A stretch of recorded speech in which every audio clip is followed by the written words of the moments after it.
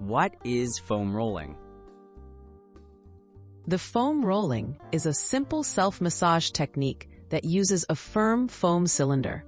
It helps relieve muscle tension, improve flexibility, and speed up recovery after exercise. By applying pressure to tight muscles, foam rolling can reduce soreness and support healthy movement. It's easy, versatile, and can be done at home or at the gym. How foam rolling helps recovery.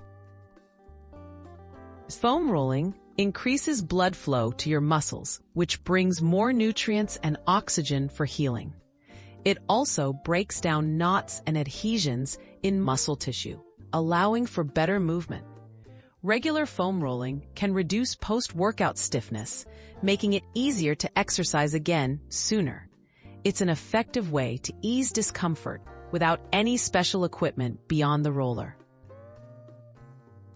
Basic foam rolling techniques. Start by placing the foam roller under the muscle you want to target, like your calves, quads, or upper back.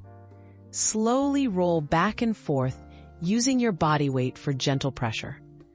If you find a tender spot, pause and breathe for several seconds.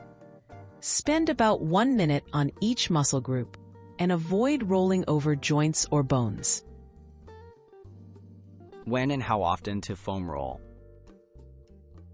Foam rolling can be done before or after workouts or even on rest days. For best results, roll muscles after activity to help speed up recovery and reduce soreness. It's generally safe to foam roll daily, but listen to your body. If something feels too painful, ease up on that area or take a break. Tips for safe and effective foam rolling. Use slow, controlled movements and avoid rushing. Focus on breathing deeply to help muscles relax. If you're new to foam rolling, start with softer rollers and increase pressure gradually. Stop if you feel sharp or unusual pain. Consistency is key.